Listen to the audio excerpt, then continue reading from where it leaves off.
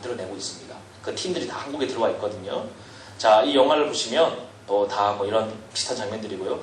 한국에 어떤 일들이 일어나고 있는가 최근 자료들을 통해서 한번 확인해 보겠습니다. 이 보시는 분은 이수만 SM의 회장이신데요. 옆에 계신 분은 프랑스의 로스차일드라고 하는 가문의 한 회장의 딸입니다.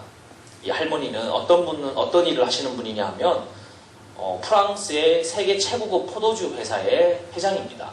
한 병에 10,000원 하는 이마트 포도주 말고요. 한 병에 한 1,000만원, 2,000만원 하는 재벌들이 마시는 포도주가 있습니다.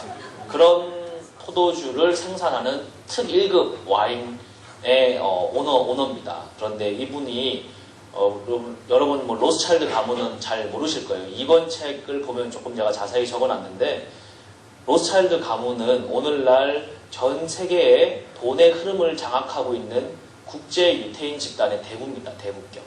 큰 파티를 담당하고 있는데 여러분 사단 숭배자들이요 머리에 뿔 달고 다니지 않습니다. 고급 슈트 입고 개인 전용 비행기 타고 다니면서 다국적 기업의 회장들로 다닙니다. 자, 이들이 소유하고 있는 직접 간접적으로 통제하고 있는 회사들을 제가 몇 가지만 한번 대보겠습니다. AIA 생명 들어보셨죠? 그 보험회사 중에 제일 큰 재보험회사입니다. 우리가 소매보험을 들면 이 보험회사들이 다시 큰 회사에다 보험을 드는데 AI 생명도 그렇죠. 자, 여성분들 결혼할 때 우리 다이아몬드 반지 끼잖아요. 그렇죠? 디비어스라고 하는 세계 독점 다이아몬드 회사도 로스차일드 가문 겁니다. 유럽에 있는 식료품을 전체 관리하는 식료품 회사도 로스차일드 가문 겁니다. 전 세계에 있는 대다수의 종자와 식량 산업도 로스차일드 가문이 통제하고 있습니다. 홍콩에 가면 홍콩 달러를 발행하는 통화은행이 HSBC라고 하는 홍콩 샹하이 은행인데 홍콩 샹하이 은행의 최대 주주도 로스차일드 가문이 갖고 있습니다. 자, 미국으로 넘어가게 되면 미국의 대다수의 다국적 기업들 다 로스차일드 가문이 소유하고 있습니다. 여러분들은 돈을 벌죠. 부모님들이 열심히. 자, 여러분들 부모님 중에 사실 우리 엄마 아빠는 돈을 안 벌고 집에서 몰래 돈을 찍어낸다 하시는 분 아무도 없으시죠? 그 범죄입니다. 범죄. 그런데 여러분 전 세계에 나가면 달러를 쓰는데 이 달러는 미국 정부가 찍어내는 국가 통화가 아니라 개인 은행들의 연합회에서 발행하는 사적인 돈입니다. 사적인 돈.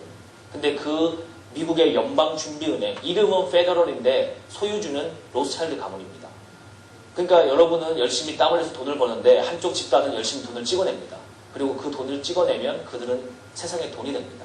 그리고 FRB에 갖고 있는 기능 중에 하나가 전 세계 돈의 양을 통제함으로 인해서 돈의 가치를 조절할 수 있죠. 여러분 아마 배우신 적 있을 겁니다. 그걸 인플레이션이라고 하고 디플레이션이라고 하는 인위적인 시장 조작이라고 하는데 이것을 통해서 전 세계의 경기 변동을 조정할 수 있습니다. 이건 다시 말하면 내가 갖고 있는 돈은 그대로인데 재화의 가치는 이것의 가치를 돈의 양으로 조절함으로 말미암아 시장의 전체에 있는 것들의 수급량을 조절할 수 있는 기능을 정부가 갖고 있는 게 아니라 개인이 갖고 있습니다. 이것을 악용하게 되면 굉장히 심각한 문제들이 발생하는데 실제로 악용을 하고 있습니다. 100년 동안. 그래서 이러한 가문인데요. 이 아줌마가 돈이 필요해가지고 SM을 불렀을까요? 자기네들 돈을 찍어내는데 자, 이분이 여러분 문화에 굉장히 관심이 많은 할머니입니다. 문화산업에. 특별히 우리들은 잘 모르지만 재벌 그룹이 되시면요. 로스차일드 가문에서 열리는 겨울 파티가 있습니다. 초청장이 날라옵니다. 이 파티에 참석을 하면 이제 세계에서 알아주는 재벌 그룹이 된 겁니다. 그 파티는 어떤 파티냐면요. 영화 같은 데 보면 여러분 이렇게 가면 같은 거 쓰고 이렇게 와인 마시고 하는 그런 파티 본 적 있죠? 영화 같은 데 보면. 그런 파티를 실제로 합니다. 프랑스에서. 막 이상한 복장 입고 나와서 이 파티도 하고 뭐 하는 그런 파티가 있는데 그런 파티에 초청을 합니다. 우리나라에 한 10대 재벌 정도 되셔야 초청장이 날라옵니다. 근데 이제 그런 데를 가면 이제 영광이라고 생각을 하는 거죠. 그런데 이 모임에 이분은 10대 재벌이 아닌데 초청이 되셔서 이제 참석을 하셨는데 여기서 자귀를 받습니다. 이건 여름에 했던 모임인데요. 그런데 이 할머니가 뭐 하시는 분이냐면 프랑스의 칸느 영화제 후원자입니다. 프랑스에. 여러분 칸느 영화제가 어떤 영화제냐 하면 전 세계 영화 중에 반기독교적인 영화를 가장 예술적으로 잘 표현하면 상을 주는 영화제입니다. 그래서 영화를 분명히 봤는데 보고 나오면 왠지 교회에 대해서 기분이 안 좋아진다. 이런 거를 아주 티 안 나게 예술적으로 잘 표현하면 상 받습니다. 그래서 이제 영화를 보고 났는데 왠지 용서라는 단어, 회개라는 단어에 다시 돌이키게 된다. 나는 분명히 하나님 앞에 기도하고 회개를 했는데 피해를 당한 쪽에서는 그게 진짜 용서가 되는 걸까? 이런 문제 제기를 하면 칸느 영화제에서 상을 받죠. 우리나라의 이창동 감독이 만든 영화가 그런 영화였죠. 미랄이라는 영화인가요? 뭐 그런 영화들 보시면요. 이 기독교 광고 같은 데 자세히 한번 보십시오. 그 영화의 스피릿이 어디로 들어가고 있는가. 뭐 하여튼 그런 이상한 영화들 상을 많이 주는 영화제로 유명한데 이 할머니가 또 관심 있게 하는 것 중에 하나가요.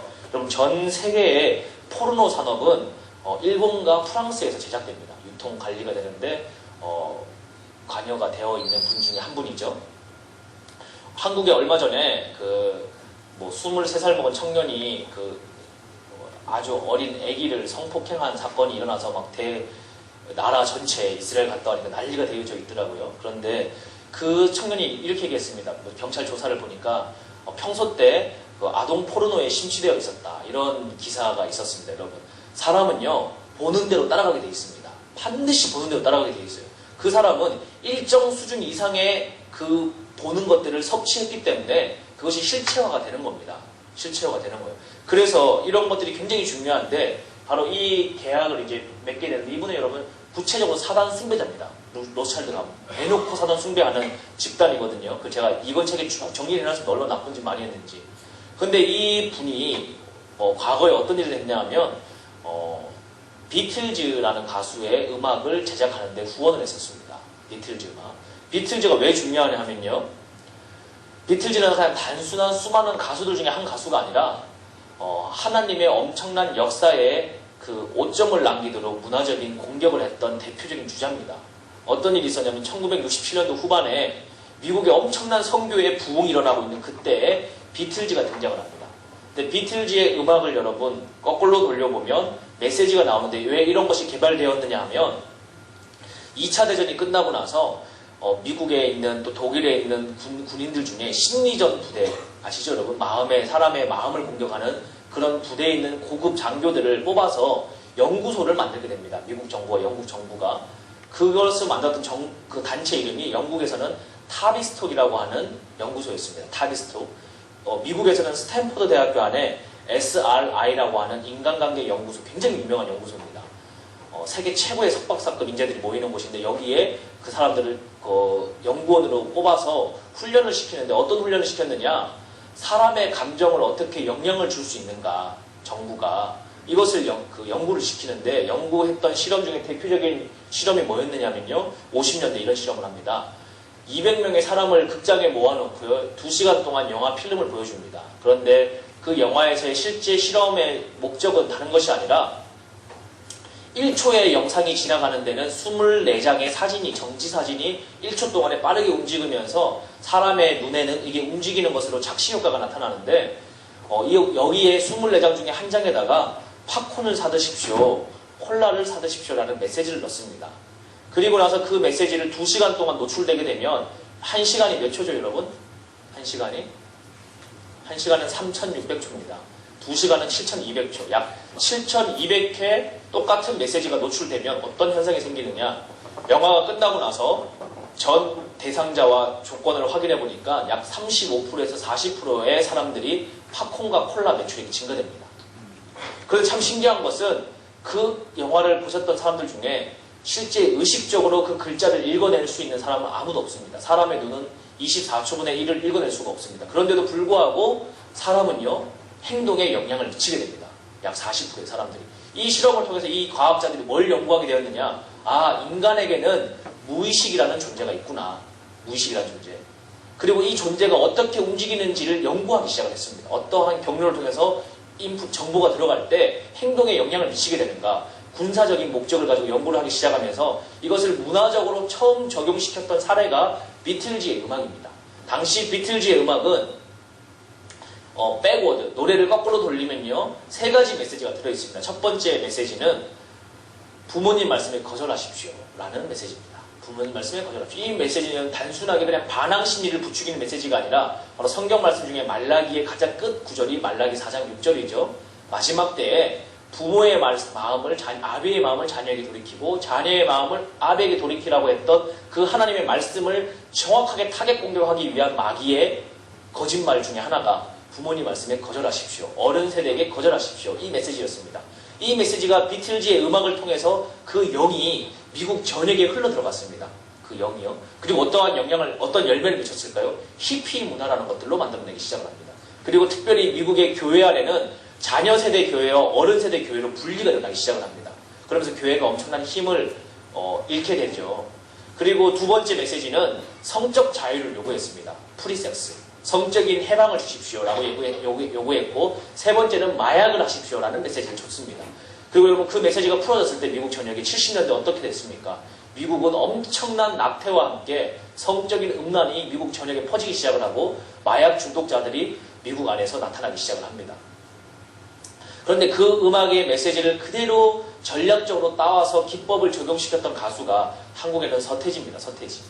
서태지의 음악에는 하나님을 대적하고 예수님을 거역하는 메시지가 그냥 가득하게 들어있습니다. 그래서 그러한 것들을 하고 있는데 그것은 이제 구체적으로 마지막 바톤으로 이어받은 그룹이 바로 지금 보시는 이러한 모습들입니다.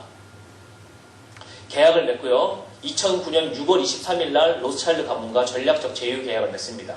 계약 맺고 어떤 일이 생기느냐, 엄청난 재정적인 투자가 들어오게 되고 국제적으로 어마어마한 그룹들이 파트너사로 협력으로 들어오게 됩니다.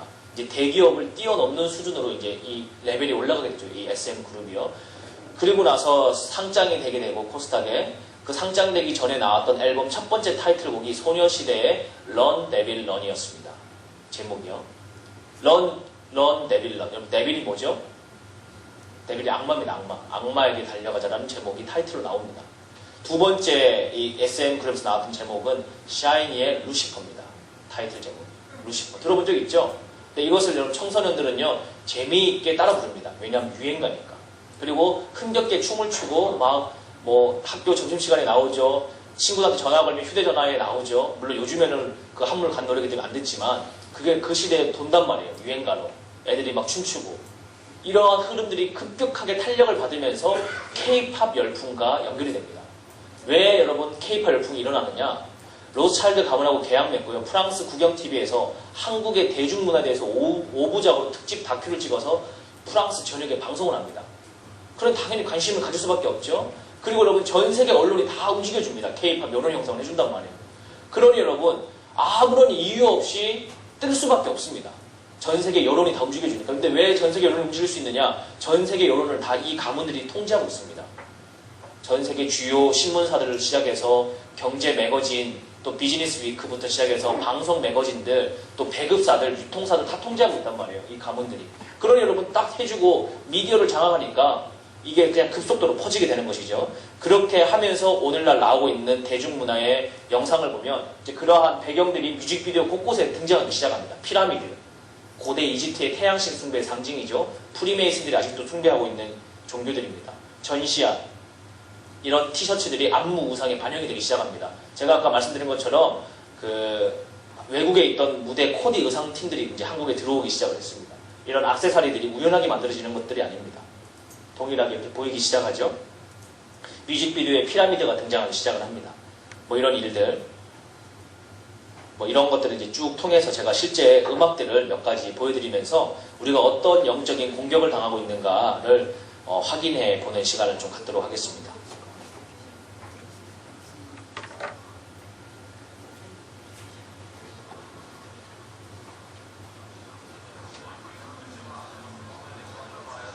자, 우리는 이렇게 무의식의 세계를 계속 지속적으로 공격당하고 있는데요. 어떤 공격당하고 있는지 한번 확인해 보도록 하겠습니다.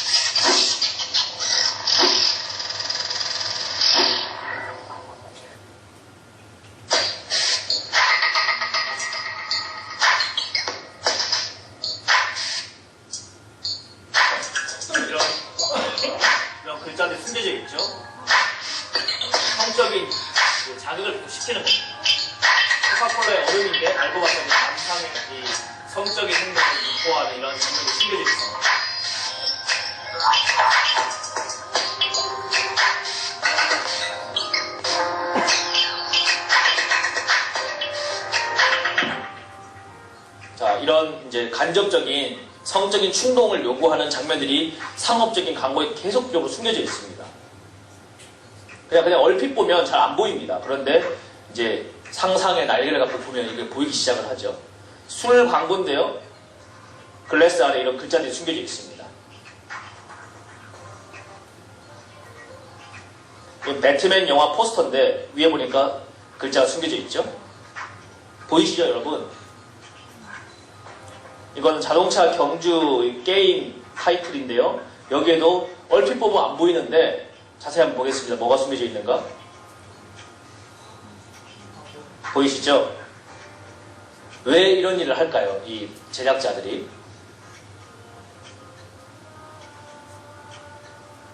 자, 이거는 그냥 성냥 유리병석이 종이들이 막 이렇게 있는데 다 글자가 섹스로 숨겨져 있습니다. 보면.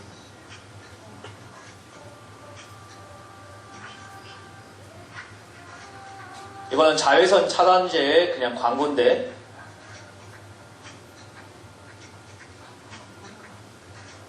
펩시콜라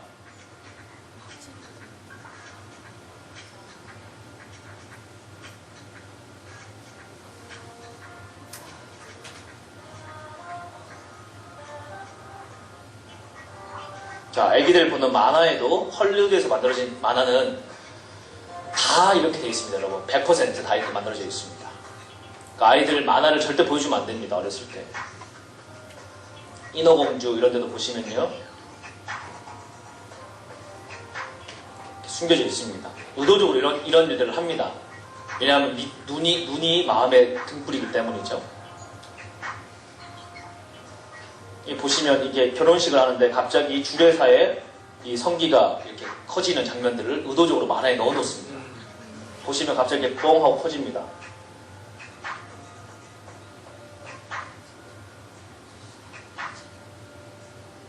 이런 가운데 아이들이 이 영이 막 들어갑니다. 이것은 라이온킹의 만화인데요. 하품을 보니까 순간적으로 이 글자가 섹스 글자를 만들어지면서 사라지게 됩니다. 그렇죠? 하여튼 만화들이 다 이런 일들이 많이 있습니다. 이 만화에 이 친구가 가는 이 뒤에 그림에는 얼핏 보면 그냥 액자 같은데 이런 성적인 그림, 포르노그래피들이 막 뒤에 숨겨져 있죠. 엑스맨 만화에도 다 이런 게 있고요. 이런 식으로 우리의 무의식을 계속 공격합니다. 이거는 뭐 한국의 상업 광고도 마찬가지고 해외의 영화, 문화 다 들어가 있어요. 왜 이런 일을 하냐면요.